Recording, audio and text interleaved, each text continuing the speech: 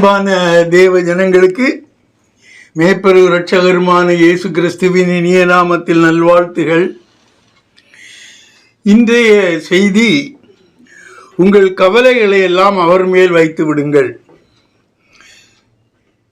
இது ஒரு ஆறுதலான செய்தி. உலகத்தில் கவலை இல்லாத மனிதர்களே இல்லை என்று சொல்லலாம். ஏதோ ஒரு வகையில் ஏதோ ஒரு வழியில் கவலை வந்துடும். ஒரு மனிதனுக்கு எப்போது கவலைகள் வருகின்றன? அதெல்லாம் பார்த்தா, எதிர்பார்த்த வெற்றி வராமல் தோல்வியை சந்திக்க நேரும் பொழுது கவலை அடைகிறார்கள். பிறரால் தன் இயலாமையை குறித்து அந்த இயலாமை வெளிப்படும் பொழுது அவர்களுக்கு அந்த கவலை வருகிறது.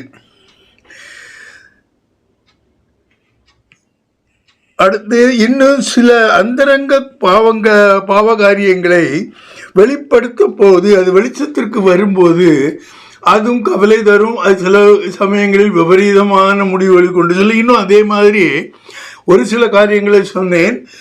இன்னும் அநேக காரியங்கள், இது மாதிரியான காரியங்கள்னால் உங்களுக்கு கவலை வருகிறது. இனி கவலை வந்த பிறகு அந்த கவலையை தீர்க்க வேண்டும், இல்லைன்னா அதை அரிச்சுக்கிட்டே இருக்கும். தானாகவே அந்த கவலை அவனுக்கு இருதயத்தில் ஆத்மாவில் ஏற்பட்ட கவலை தானாக மறைவதில்லை. ஆனால் நம்ம அந்த கவலை மறைப்பதற்காக என்னெல்லாமோ ஸ்டெப்ஸ் எடுக்கிறோம். இப்படி போனால் கவலைகள்லாம் மறந்து விடாதா, அப்படி போனால் கவலைகள்லாம் மறந்து விடாதா. ஒரு சிலர் அந்த கவலைகள் நமக்கு இருப்பதை வைத்து நம்மை ஆட்டி படைக்கவும் செய்கிறார்கள். இதெல்லாம் அந்த கவலைகளினால் வரக்கூடிய காரியங்கள். ஆனால் வேதம் என்ன சொல்லுகிறது? உனக்கு தாங்க முடியாத கவலைகள் வந்து உன்னால் அதை சரி செய்ய முடியாது என்ற நிலைமை இருந்தால் அதை நீ கர்த்தர் மேல் வைத்து விடு, அல்லது தேவன் மேல் வைத்து விடுங்கள். வைத்து அவருக்கே தங்களை விட்டு கொடுத்து, ஆண்டவரே, இது எனக்கு கவலை, என்னால் போக்க முடியாது ஐயா, நீர் என்ன செய்தாலும் அதை நான் ஏற்றுக்கொள்ளுகிறேன் என்று நீங்கள் உங்களை அவருக்கு விட்டு கொடுப்பீர்களேயானால் இந்த கவலைகள் உரிய நேரத்தில், சரியான தருணத்தில் அவைகளை தேவன் நீக்கி போடுவார். 1 பேதுரு 5:6-7 வரை வாசிப்பீர்களேயானால், ஆகையால் ஏற்ற காலத்திலே தேவன் உங்களை உயர்த்தும்படிக்கு அவருடைய பலத்த கைக்குள் அடங்கி இருங்கள். அவர் உங்களை விசாரிக்கிறவர் ஆனபடியால் உங்கள் கவலைகளை எல்லாம் அவர் மேல் வைத்து விடுங்கள். இங்கு ஒரு வேதாகமத்தில் கொடுக்கப்பட்டிருக்கும் ஒரு நிகழ்ச்சியின் மூலமாக சொல்லி அதிலிருந்து மேற்கொண்டு செய்தியை நாம் பார்க்க போகிறோம். ஒரு வியாதியஸ்தன் இருந்தான். அவன் எவ்வளவு வயதான்னு தெரியல. அவன் 38 வருஷமாக அந்த வியாதியிலே அவசப்பட்டான் என்று சொல்லப்பட்டிருக்கிறது. அவனுடைய வீட்டார்களோ உறவினர்களோ அவனை வைத்து பராமரிப்பதற்கு முடியாமல் அவனை தூக்கி கொண்டு போய் ஒரு பெதஸ்தா குளம் என்ற அந்த குளக்கரையிலேயே போட்டு விட்டார்கள். ஏன் அந்த குளக்கரையிலே போட்டார்கள்? எப்போவாவது தேவதூதன் ஒருவன் வந்து அந்த குளத்தில் உள்ள தண்ணீரை கலக்குவான். அதில் அவன் கலக்கிய பிறகு யார் முதலில் இறங்குகிறானோ அவன் எந்த விதமான நோயாக இருந்தாலும் அவன் சுஸ்தமடைந்து விடுவான் என்ற ஒரு நம்பிக்கை அங்கு இருந்தது. அதன் அடிப்படையிலே இவனை கொண்டு வந்த ஆட்டங்கள் 38 வருஷமாக ஒருவன் அந்த குளத்தின் கரையிலேயே காத்திருக்கிறான். வாசியுங்கள் யோவான் 5:1-9 வரை. இவைகளுக்கு பின்பு யூதருடைய பண்டிகை ஒன்று வந்தது. அப்பொழுது இயேசு எருசலேமுக்கு போனார். எபிரேய பாஷையிலே பெதஸ்தா என்னப்பட்ட ஒரு குளம் எருசலேமில் ஆட்டு வாசலின் அருகே இருக்கிறது. அதற்கு 5 மண்டபங்கள் உண்டு. அவைகளிலே குருடர், சப்பானிகள், சூம்பின உருப்புடையவர்கள் முதலான வியாதிக்காரர் அநேகர் படுத்திருந்து தண்ணீர் எப்பொழுது கலங்கும் என்று காத்து கொண்டிருப்பார்கள். ஏனெனில் சில சமயங்களிலே தேவ தூதன் ஒருவன் அந்த குளத்தில் இறங்கி தண்ணீரை கலக்குவான். தண்ணீர் கலங்கின பின்பு யார் முந்தி அதில் இறங்குவானோ அவன் எப்பேற்பட்ட வியாதியஸ்தனாய் இருந்தாலும் சொஸ்தமாவான். 38 வருஷம் வியாதி கொண்டிருந்த ஒரு மனுஷன் அங்கே இருந்தான். படுத்திருந்த அவனை இயேசு கண்டு அவன் வெகு காலமாய் வியாதியஸ்தன் என்று அறிந்து அவனை நோக்கி, சொஸ்தமாக வேண்டும் என்று விரும்புகிறாயா என்று கேட்டார். அதற்கு வியாதியஸ்தன், ஆண்டவரே, தண்ணீர் கலக்கப்படும் போது என்னை குளத்தில் கொண்டு போய் விடுகிறதற்கு ஒருவரும் இல்லை. நான் போகிறதற்குள்ளே வேறொருவன் எனக்கு முந்தி இறங்கி விடுகிறான் என்றான். இயேசு அவனை நோக்கி, எழுந்திரு, உன் படுக்கையை எடுத்துக்கொண்டு நட என்றார். உடனே அந்த மனுஷன் சொஸ்தமாகி தன் படுக்கையை எடுத்துக்கொண்டு நடந்து போனான். அந்த நாள் ஓய்வு நாளாயிருந்தது. இந்த மனிதனை தேடி இயேசு போனார். அவன் உள்ளத்தில் எவ்வளவு வெறுப்புள்ளவனாக இருந்திருப்பான், எவ்வளவு கவலைகள் அவனுக்கு இருந்திருக்கும். மற்றவர்களை போல தன்னால் சுயமடையவில்லை, யாருமே என்னை குணமாக்கவில்லை என்ற கவலை ஒரு பக்கம். இதோ குணமாக்குவதற்கான ஒரு காரியம் என் முன்னால் இறங்குகிறதே, அதையும் நான் எடுத்துக்கொள்ள முடியவில்லையே என்ற இன்னொரு கவலை. ஆனால் இயேசு அவனை பார்த்து, நீ சுகமடைய விரும்புகிறாயா என்று கேட்டார். அப்பொழுது அவன் ஆம் ஆண்டவரே என்று சொல்லாமல் என்ன சொல்லுகிறான், அந்த நீரை அந்த தூதன் வந்து கலக்கும் பொழுது என்னை கொண்டு அங்கே விடுவதற்கு ஆள் இல்லையா? அப்படியானால் அவன் கூட இன்னொரு ஆள் வேண்டும் என்று அவன் விரும்புவதாக தெரிகிறது. இயேசு சொன்னார், நான் உன்னை சுகமாக்குகிறேன். ஏன் இப்பொழுது அவன் எப்பொழுது அவனுடைய கவலைகளெல்லாம் இயேசுவிடம் சொல்லிவிட்டானோ, அவர் மேல் வைத்து விட்டானோ, அதன் பிறகு அந்த கவலையை பொறுப்பு நீக்கக்கூடிய பொறுப்பு இயேசு கிறிஸ்துவின் மேல் வந்து விடுகிறது. அவர் உடனே என்ன செய்தார், உன் வியாதிகள் எல்லாம் குணமாயினால் உன் படுகை எடுத்துக்கொண்டு நட என்று சொன்னார் என்று நீங்கள் வாசித்தீர்கள். இதே மாதிரி தான் எந்த மாதிரியான கவலை இருந்தாலும் நீங்கள் ஆண்டவர் பெயரில் வைத்து விடுவீர்களே. ஆனால் இயேசுவானவர் உங்களுக்கு தெரிந்தவர் தானே. இயேசுவானவர் பெயரை உச்சரிக்காத எந்த ஒரு கிறிஸ்தவனும் கிடையாதே.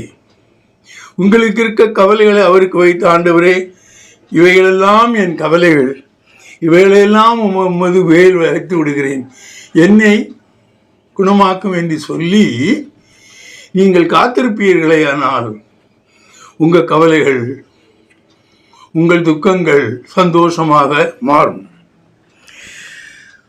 இதைத்தான் சங்கீதக்காரன் 55:22 சொல்லுகிறான். என்ன சொல்லுகிறான்? வாசியுங்கள். கர்த்தர் மேல் உன் பாரத்தை வைத்து விடு, அவர் உன்னை ஆதரிப்பார், நீதி ஒருபோதும் தள்ளாட ஒட்டார். இதுல இன்னும் ஒரு பிரச்சனை என்னன்னா, ஆண்டவர் மேல எல்லா கவலையும் வச்சிடுவோம். இல்லைன்னா யார் அந்த நமது கவலைகளை நீக்குவதற்கு பொறுப்பாக இருக்கிறார்களோ அவர்கள் மேல் அந்த கவலையெல்லாம் வைத்து விடுவோம். வைத்துவிட்டு அந்த கவலையை எப்படி குணமாக்குறார்கள் என்று அவர்கள் பாணியில் விடமாட்டார்கள். தான் நினைப்பது போல அந்த கவலைகளை அவர்கள் குணமாக்க வேண்டும் என்று அந்த தேவனுடைய செயல் திட்டத்திற்கு நடுவிலே அவருடைய சுய திட்டத்தையும் சேர்த்து விடுவார்கள். இதை நாகமான் என்ற ஒரு படைத்தளபதி இருந்தான். அவன் எப்படியோ எலிசா என்ற தீர்க்கதரிசியிடம் வந்து சேர்ந்தான். அவன் ராஜா எழுதி கொடுத்திருந்தான், இவன் குஷ்டரோகி, இவனுடைய குஷ்டத்தை போக்கிவிடுங்கள் என்று. இவன் எப்படி குஷ்டத்தை போக்க வேண்டும் என்ற ஒரு செயல் திட்டத்தை இவனே மனதுக்குள் நினைத்திருந்தான். இவன் வருவான், என்னுடைய அந்த குஷ்ரோகத்தின் மேல கையை வைத்து ஆண்டவரே என்று ஜபிப்பான். அதன் பிறகு ஏதோ சுத்தி சுத்தி வருவான், என்னெல்லாமோ செய்வான். இவன் மனதுக்குள் நினைத்திருந்த காரியங்கள் இவைகளெல்லாம் செய்தால் நான் குணமாகி விடுவேன். நாங்கள் நடந்தது என்ன என்பதை பாருங்கள். முதலாவது, இந்த படைத்தலைவன் யார் என்று பார்க்கலாம். 2 ராஜாக்கள் புஸ்தகம் 5ஆம் அதிகாரம் 1-3 வரை வாசிப்பீர்களேயானால், சீரிய ராஜாவின் படைத்தலைவனாகிய நாகமான் என்பவன் தன் ஆண்டவனிடத்தில் பெரிய மனுஷனும் எண்ணிக்கையுள்ளவனுமாயிருந்தான். அவனை கொண்டு கர்த்தர் சீரியாவுக்கு ரட்சிப்பை கட்டளையிட்டார். மகா பராக்கிரமசாலியாகிய அவனோ குஷ்டரோகியாயிருந்தான். சீரியாவிலிருந்து தண்டுகள் புறப்பட்டு இஸ்ரவேல் தேசத்திலிருந்து ஒரு சிறு பெண்ணை சிறைப்பிடித்துக் கொண்டு வந்திருந்தார்கள். அவள் நாகமானின் மனைவிக்கு பணிவிடை செய்து கொண்டிருந்தாள். அவள் தன் நாச்சியாரை பார்த்து, என் ஆண்டவன் சமாராவில் இருக்கிற தீர்க்கதரிசியின் இடத்தில் போவாரானால் நலமாயிருக்கும், அவர் இவருடைய குஷ்டரோகத்தை நீக்கி விடுவார் என்றாள். இங்கு ஒரு சிறுமி இருந்தாள் அவன் வீட்டில். அவனுக்கு மனைவிக்கு எடுபடி வேலை செய்து கொண்டிருந்தாள். அவள் இஸ்ரவேலை சேர்ந்தவள். அந்த சிறிய தண்டுகள் பெட்ரோலிங் சொல்லுவாங்க, அந்த பார்டர்லேயே யாராவது வருகிறாரா போகிறார்களா என்பதை பார்க்கிறதுக்கு போனவர்கள் இந்த பிள்ளையை பிடித்து கொண்டு வந்து விட்டார்கள். அந்த பெண் அந்த நாகமான் வீட்டில் அவன் மனைவிக்கு ஒரு பணிப்பெண்ணாக வேலை செய்து கொண்டிருந்தாள். இவன் படுகிற கஷ்டத்தை பார்த்து அவள் சொன்னாள், ஏர் இஸ்ரவேலுக்கு போனால் அங்கு ஒரு தீர்க்கதரிசி இருக்கிறார், அவரிடம் போய் நீங்கள் முறையிட்டால் உடனே குணமாக்கி விடுவார். மற்ற சமயத்தில்னா அவன் ஒத்துக்க மாட்டான். நீயா எனக்கு சொல்வது கதையை கர்ச்சித்திருக்கலாம். ஆனால் இப்போது அவன் பிரச்சனையில் மாட்டிக்கொண்டதினால் அந்த பெண்ணுடைய அட்வைஸை எடுத்துட்டு அவன் எங்கு போனால் எலிசாவிடம் போய் சேர்ந்தான். அங்கே போன அங்கே என்ன நடந்தது என்பதை 2 ராஜாக்கள் புஸ்தகம் 5ஆம் அதிகாரம் 9-15 வரை வாசியுங்கள். அப்படியே நாகமான் தன் குதிரைகளோடும் தன் ரதத்தோடும் வந்து எலிசாவின் வாசற்படியிலே நின்றான். அப்பொழுது எலிசா அவனிடத்தில் ஆள் அனுப்பி, நீ போய் யோர்தானில் 7 தரம் ஸ்நானம் பண்ணு, அப்பொழுது உன் மாம்சம் மாறி நீ சுத்தமாவா என்று சொல்ல சொன்னான். அதற்கு நாகமான் கடும் கோபம் கொண்டு புறப்போய் அவன் வெளியே வந்து நின்று தன் தேவனாகிய கர்த்தருடைய நாமத்தை தொழுது தன் கையினால் அந்த இடத்தை தடவி இவ்விதமாய் குஷ்டரோகத்தை நீக்கி விடுவான் என்று எனக்குள் நினைத்திருந்தேன். நான் ஸ்நானம் பண்ணி சுத்தமாகிறதற்கு இஸ்ரவேலின் தண்ணீர்கள் எல்லாவற்றை பார்த்து தமஸ்குவின் நதிகள் ஆகிய ஆப்னாவும் பர்பாரும் நல்லதல்லவோ என்று சொல்லி உக்கிரத்தோடே திரும்பி போனான். அவன் ஊழியக்காரர் சமீபத்தில் வந்து அவனை நோக்கி, தகப்பனே, அந்த தீர்க்கதரிசி ஒரு பெரிய காரியத்தை செய்ய உமக்கு சொல்லி இருந்தால் அதை நீர் அல்லவா ஸ்நானம் பண்ணும், அப்பொழுது சுத்தமாவீர் என்று அவர் உம்மோடே சொல்லும் போது அதை செய்ய வேண்டியது எத்தனை அதிகம் என்று சொன்னார்கள். அப்பொழுது அவன் இறங்கி தேவனுடைய மனுஷன் வார்த்தையின் படியே யோர்தானில் 7 தரம் முழுகின போது அவன் மாம்சம் ஒரு சிறு மாம்சத்தை போல மாறி அவன் சுத்தமானான். அப்பொழுது அவன் தன் கூட்டத்தோடெல்லாம் தேவனுடைய மனுஷனிடத்துக்கு திரும்பி வந்து அவனுக்கு முன்பாக நின்று, இதோ இஸ்ரவேலில் இருக்கிற தேவனை தவிர பூமி எங்கும் வேறே தேவன் இல்லை என்பதை அறிந்தேன். இப்போதும் உமது அடியேன் கை ஒரு காணிக்கையை வாங்கிக் கொள்ள வேண்டும் என்றான்.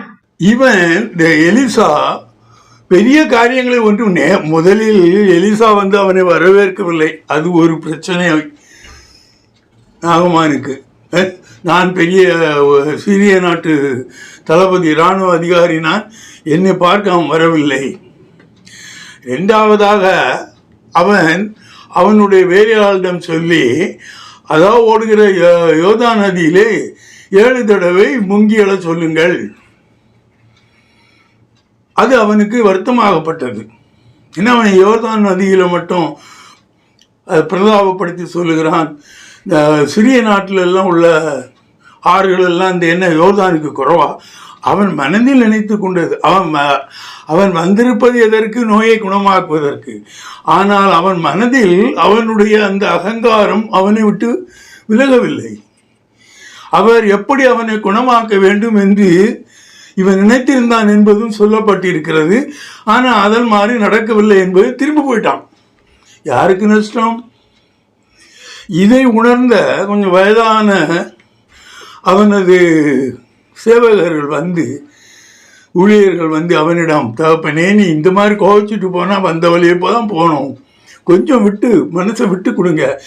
அவனிடம் வந்த பிறகு அவன் சொல்வதை கேளுங்க நீங்கள் என்று கஷ்டம் அவனுக்கு உணர்த்திய பொழுது அவனது அந்த மேட்டிமையை இறக்கி அவன் அந்த தீர்க்கதரிசி சொன்னது மாதிரி கேட்ட பொழுது அவன் குணமடைந்தான். அதனால் என்ன தெரிகிறது? நீங்கள் தேவன் மேலும் உங்கள் அல்லது உங்களுக்கு குணமாக்குகிறவருக்காக நியமிக்கப்பட்டவரிடமும் உங்கள் கவலைகளை வைத்து விட்டு நீங்கள் காத்திருக்க வேண்டும். அதை நீங்கள் எப்படி குணமாக்க வேண்டும் என்று நினைக்கிறீர்களோ அதன்படி அங்கு நடக்க வேண்டும் என்று நினைக்கக்கூடாது. அப்படின்னா அது உங்களோட தான் இருக்கும், அது குணமாகாது. அதற்காகத்தான் நாம் இந்த சம்பவத்தை வாசித்தோம்.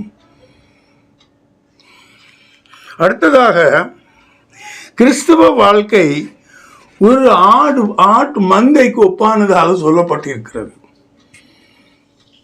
மேய்ப்பனானவனை இயேசு கிறிஸ்துவுக்கு ஒப்பாகவும் எல்லா அந்த கிறிஸ்தவர்களையும் மந்தைகளுக்கு மந்தையின் ஆடுகளாக ஒப்பிட்டும் சொல்லப்பட்டிருக்கும். ஒரு நல்ல மேய்ப்பன் அந்த ஆடுகளுக்கு என்னென்ன நல்ல காரியங்கள் வேணுமோ அவ்வளவையும் செய்வான். அந்த ஆடுகள் கவலைப்படாமல் அல்லது கஷ்டப்படாமல் இருப்பதற்காக அவன் தன்னையே வருத்திக் கொள்வானே தவிர ஆடுகளை மட்டும் விட்டுக் கொடுக்கவே மாட்டான். வாசியுங்கள், யோவான் 10:7-16 வரை. ஆதலால் இயேசு மறுபடியும் அவர்களை நோக்கி, நானே ஆடுகளுக்கு வாசல் என்று மெய்யாகவே மெய்யாகவே உங்களுக்கு சொல்லுகிறேன். எனக்கு முன்னே வந்தவர்கள் எல்லாரும் கள்ளரும் கொள்ளைக்காரருமாய் இருக்கிறார்கள். ஆடுகள் அவர்களுக்கு செவி கொடுக்கவில்லை. நானே வாசல். என் வழியாய் ஒருவன் உட்பிரவேசித்தால் அவன் ரட்சிக்கப்படுவான். அவன் உள்ளும் புறம்பும் சென்று மேய்ச்சலை கண்டடைவான். திருடன் திருடவும் கொல்லவும் அழிக்கவும் வருகிறானே அன்றி வேறொன்றுக்கும் வரான். நானோ அவைகளுக்கு ஜீவன் உண்டாயிருக்கவும் அது பரிபூரணப்படவும் வந்தேன். நானே நல்ல மேய்ப்பன். நல்ல மேய்ப்பன் ஆடுகளுக்காக தன் ஜீவனை கொடுக்கிறான். மேய்ப்பனாயிராதவனும் ஆடுகள் தனக்கு சொந்தமல்லாதவனுமான கூலியால் ஓநாய் வருகிறதைக் கண்டு ஆடுகளை விட்டு ஓடி போகிறான். அப்பொழுது ஓநாய் ஆடுகளை பீறி அவைகளை சிதறடிக்கும். கூலியால் கூலிக்காக வேலை செய்கிறவன் ஆகையால் ஓடி போகிறான். ஆடுகளுக்காக அவன் கவலைப்படான். நானே நல்ல மேய்ப்பன். பிதா என்னை அறிந்திருக்கிறது போலவும் நான் பிதாவை அறிந்திருக்கிறது போலவும் நான் என்னுடையவைகளை அறிந்தும் என்னுடையவைகளால் அறியப்பட்டும் இருக்கிறேன். ஆடுகளுக்காக என் ஜீவனையும் கொடுக்கிறேன். இந்த தொழுவத்தில் உள்ளவைகள் அல்லாமல் வேறே ஆடுகளும் எனக்கு உண்டு. அவைகளையும் நான் கொண்டு வர வேண்டும். அவைகள் என் சத்தத்துக்கு செவி கொடுக்கும். அப்பொழுது ஒரே மந்தையும் ஒரே மேய்ப்பனும் ஆகும். இங்கு ஆடுகள் மேல் கரிசனை உடையவன் மேய்ப்பன், கூலிக்காக வருகிறவன். ஆடு எந்த அடிபட்டாலும் அவன் கண்டுக்க மாட்டான், அதை பற்றி அவன் கவலைப்படவும் மாட்டான். ஆனால் ஆடுகள் ஒவ்வொன்றும் எப்படி இருக்க வேண்டும் என்று கவலைப்படுகிறவன் மேய்ப்பனாக இருப்பான். அவன் தன் உயிரை கூட அந்த ஆடுகளுக்காக கொடுப்பதற்கு அவன் தயாரானவனாக இருப்பான் என்று இங்கு சொல்லப்பட்டிருக்கிறது. கிறிஸ்தவ குடும்பம் என்பது இதுதான். ஒரு மேய்ப்பன் நமக்கு உண்டு. நாமெல்லாம் அந்த மந்தையின் ஆடுகள். உங்கள் பிரச்சனைகளை எல்லாம் அந்த மேய்ப்பனிடம் சொல்லிவிடுங்கள். மேய்ப்பனால் உங்கள் கவலைகளை எல்லாம் தீர்க்க முடியும். அவனுடைய உயிரை கொடுத்தாவது அதை சரிபார்த்து விடுவான் என்று வேதம் சொல்லுகிறது. அதை நாம் அறிந்திருக்கிறோம். இனி சிலர் எடுத்துட்டா எப்போதும் ஏதாகிலும் குறை கண்டுபிடித்து கவலைப்பட்டு கொண்டே இருப்பார்கள். அவர்களை பார்த்து தேவன் சொல்லுகிறார், தான் சிருஷ்டித்த எல்லா ஜீவராசிகளுக்கு வேண்டிய உணவையும் அவங்களுக்கு தங்குவதற்கு வேண்டிய இடத்தையும் அழகான ஆடைகளையும் அவை கேட்காமலேயே தேவன் இயற்கையாகவே அவர்களுக்கு கொடுத்திருக்கிறார். அப்படி இருக்க அந்த அவர் படைத்த அந்த ஜீவராசிகளில், அதாவது அவர் படைத்த தாவரங்கள், கொடிகள், செடிகள் மற்றும் காக்கைகள் எவ்வளவோ இருக்கின்றன. அவைகளெல்லாம் விடவும் இயேசுவை விசுவாசிக்கிற நீங்கள் மேன்மை உள்ளவர்கள் அல்லவா? ஆகையால் அவர்களை எப்படி அவர் காப்பாற்றுகிறாரோ, எப்படி அவர் போஷிக்கிறாரோ, அதுவிடையும் கூடுதலாக உங்களுக்கு செய்வார் என்ற நம்பிக்கையோடு நீங்கள் உங்கள் கவலைகளை அவர் மேல் வைப்பீர்களே ஆனால் அந்த கவலை உங்களை விட்டு போய்விடும். வாசியுங்கள், மத்தேயு 6:25-34 வரை. ஆகையால் எண்ணத்தை உண்போம், எண்ணத்தை குடிப்போம் என்று உங்கள் ஜீவனுக்காகவும், எண்ணத்தை உடுப்போம் என்று உங்கள் சரீரத்துக்காகவும் கவலைப்படாதிருங்கள் என்று உங்களுக்கு சொல்லுகிறேன். ஆகாரத்தை பார்க்கிலும் ஜீவனும், உடையை பார்க்கிலும் சரீரமும் விசேஷித்தவைகள் அல்லவா? ஆகாயத்து பட்சிகளை கவனித்து பாருங்கள். அவைகள் விதைக்கிறதும் இல்லை, அறுக்கிறதும் இல்லை, களஞ்சியங்களில் சேர்த்து வைக்கிறதும் இல்லை. அவைகளையும் உங்கள் பரமபிதா பிழைப்பூட்டுகிறார். அவைகளை பார்க்கிலும் நீங்கள் விசேஷித்தவர்கள் அல்லவா? கவலைப்படுகிறதினாலே உங்களில் எவன் தன் சரீர அளவோடு ஒரு முழத்தை கூட்டுவான்? உடைக்காகவும் நீங்கள் கவலைப்படுகிறதென்ன?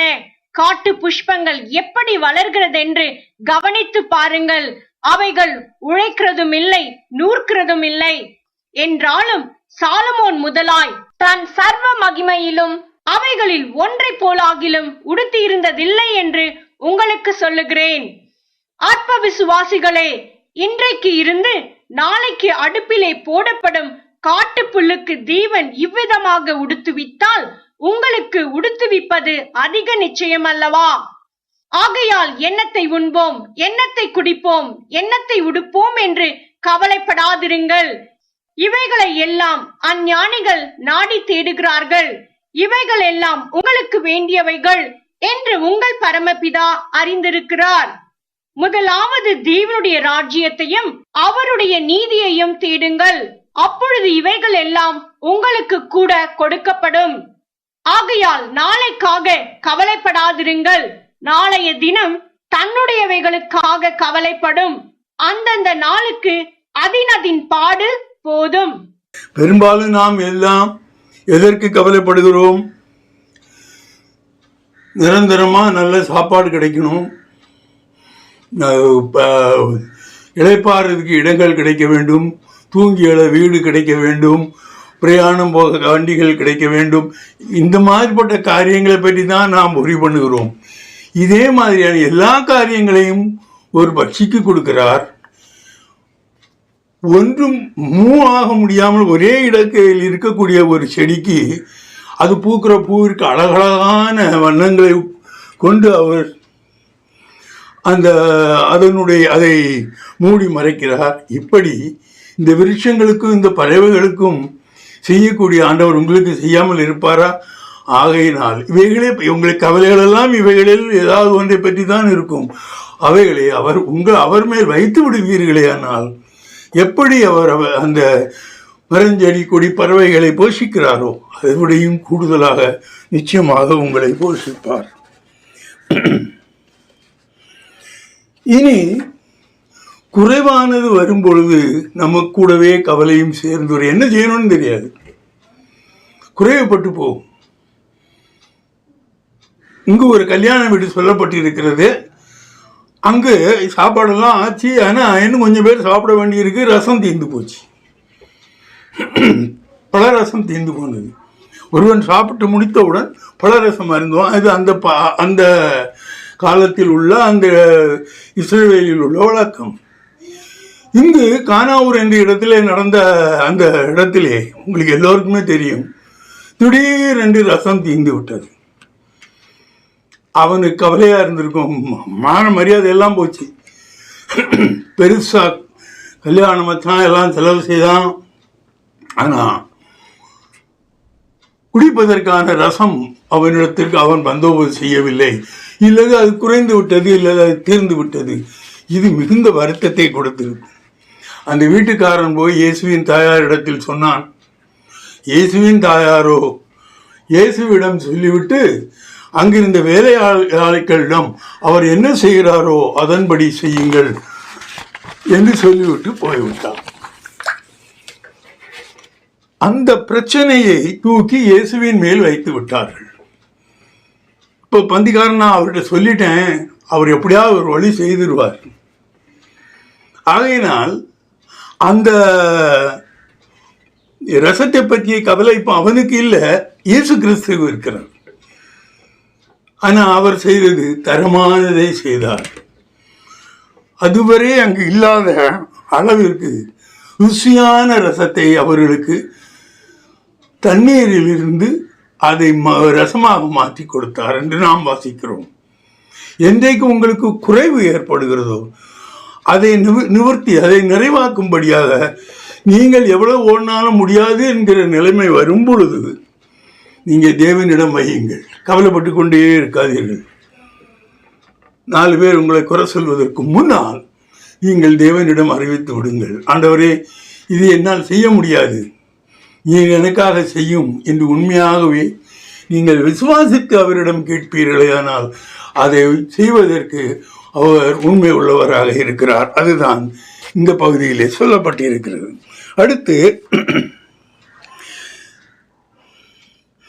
தன் பரமேறி சென்றதினால் ஏற்பட்ட கவலையை தீர்க்கும்படியாக பரிசுத்த ஆவியானவர் ஒவ்வொரு விசுவாசிக்கும் தேற்றரவாளனாக கொடுக்கப்பட்டார். இயேசு பரமேறி போகிறாங்க, எல்லாருக்குமே தெரிஞ்சு போச்சு.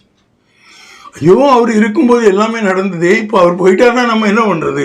கவலை வந்தது ஒவ்வொரு விசுவாசிக்கும். இனி என்ன பண்றது? நம்ம கரம் பிடித்து வழி நடத்தி போனவர் திடீர்னு விட்டுட்டு போயிட்டார்னா? அப்பொழுது அவர் என்ன செய்தார்? சக வலிமை, என்னுடையும் என்னை போன்று வல்லமையுடைய ஒரு தேற்றரவாளனை நான் உங்களுக்காக வைத்து உங்களை வழிநடத்தும் சொல்லும்படியாக செய்துவிட்டு அதன் பிறகு செய்கிறேன் என்று சொன்னார். இது எவ்வளவு ஒரு தன்னை விசுவாசிக்கிறவருடைய மனக்கவலையை தீர்ப்பது மட்டுமின்றி அவர்களுக்கு மிகவும் ஒரு ஆதரவான செயல். அது இன்றும் நடக்கிறது. அவரை உண்மையாக விசுவாசிப்பீர்களேனால் உங்களுக்கு அவர் இருந்து வழிபாட்டுவதற்கு பதிலாக இன்றும் உங்களை ஒரு தேற்றரவாளன் வழி நடத்துகிறார். ஆனால் அது உங்களுக்கு தெரியாமல் இருக்கிறது. அந்த தேற்றரவாளன் உங்களுக்குள்ளாக வாசம் செய்யும்போது நீங்கள் ஏன் கவலைப்படுறீங்க? கவலைப்படுகிறீர்களே, ஆனால் நீங்கள் அந்த தேற்றரவாளனை இயேசு உங்களுக்கு கொடுத்து சென்றதை நீங்கள் நம்பவில்லை. நம்புங்கள், உங்களுக்குள்ளே ஆவியானவர் வாசம் செய்கிறார். இதை யோவான் 14:14-18 வரை வாசிப்பீர்களே, ஆனால் தெரியும். என் நாமத்தினாலே நீங்கள் எதை கேட்டாலும் அதை நான் செய்வேன். நீங்கள் என்னிடத்தில் அன்பாயிருந்தால் என் கற்பனைகளை கைக்கொள்ளுங்கள். நான் பிதாவை வேண்டிக் கொள்ளுவேன், அப்பொழுது என்றென்றைக்கும் உங்களுடனே கூட இருக்கும்படிக்கு சத்திய ஆவியாகிய வேறொரு தேற்றரவாளனை அவர் உங்களுக்கு தந்தருளுவார். உலகம் அந்த சத்திய ஆவியானவரை காணாமலும் அறியாமலும் இருக்கிறபடியால் அவரை பெற்றுக்கொள்ள மாட்டாது. அவர் உங்களுடனே வாசம் பண்ணி உங்களுக்குள்ளே இருப்பதால் நீங்கள் அவரை அறிவீர்கள். நான் உங்களை திக்கற்றவர்களாக விடேன், உங்களிடத்தில் வருவேன். தேற்றரவாளனை கொடுத்தது மட்டுமின்றி இன்னொரு காரியத்தையும் செய்தார். எல்லாமே நான் உங்களுக்கு செய்கிறேன், ஆண்டவரே ஆண்டவரனே ஆண்ட ஓடி வரீங்க, நான் உங்களுக்காக செய்து கொண்டே இருக்கிறேன், இனி அப்படியெல்லாம் தேவை செய்யலை. என்னை உண்மையாக விசுவாசிக்கிறவன் நான் செய்கிற காரியங்களை அவனும் செய்வான். அந்த அதிகாரத்தை அவனுக்கு நான் கொடுக்குறேன். அது மட்டும் இல்லை, என்னுடைய பெரிய காரியங்களை செய்வான் என்று இது ஒரு வாக்குத்தத்தம் அவருடைய விசுவாசிகளுக்கு அவர் கொடுத்தார். அதன்படி நடந்ததை அப்போஸ்தலர் 9 பார்க்கலாம். நீங்கள் பேதுரு மரித்து போன ஒரு சீஷியை உயிரோடு எழுப்பினான். ஐத்திகு என்ற ஒரு பாலகன் கீழே விழுந்து மரித்த பொழுது பவுலடிகளார் அவனை உயிரோடு எழுப்பினார்கள். அநேக காரியங்கள் கொடுக்கப்பட்டிருக்கின்றன. இன்று நடக்கிறதா? ஒருவேளை நடக்கலாம், நமக்கு தெரியாமல், பப்ளிக்கு தெரியாமல் இருக்கலாம். நடக்க வேண்டும். நடக்கவில்லை என்றால் அவரிடம் குறைவில்லை, நம்முடைய விசுவாசத்தில் குறைவாக இருக்கிறது. இதை ஒவ்வொருவரும் உணர வேண்டும். நீங்கள் இயேசு கிறிஸ்துவ விசுவாசித்து கவலைகளை எல்லாம் அவர் மேல் வைத்து நம்பிக்கையாக இருப்பீர்களே ஆனால் உங்களில் வாசல் செய்யும் தெற்றவனாக ஆவியானவர் அந்த கவலையெல்லாம் இயேசு பிரகாரம் இயேசு எப்படி மாற்றி இருப்பாரோ அதே மாதிரியாக அவர் செய்வார். இதை நம்புங்கள். நம்பி நீங்கள் அவருக்கு காத்திருங்கள். உங்களுக்கு எல்லாம் சுகமாக நீங்கள் நினைத்தது போல் நடக்கும். அன்பான பிதாவே, மேய்ப்பரு இரட்சகருமான இயேசு கிறிஸ்துவே, அன்றாடம் வழி நடத்தும் ஆவியானவரே, உமது பிள்ளைகளுக்கு இங்கு என்னென்ன காரியங்களினால் அவர்கள் கவலைப்படுகிறார்கள், இந்த கவலைகள் அவர்களை தீர்ந்து போவதற்காக அவர்கள் என்னென்ன செய்ய வேண்டும் என்பதை சொன்னேன். அதை அவர்கள் பூரணமாக செய்யும்படியாக அவர்களை நீர் வழிநடத்தும். அவர்கள் ஆத்மாக்களை நீர் இந்த கட்டளைகளின்படி அதை ஏற்று நடந்து கொள்ளுமாறு செய்யும். நீர் அப்படி செய்ய போவதற்காக கோடான கோடி ஸ்தோத்திரம். அன்பான பிதாவே, ஆமென்.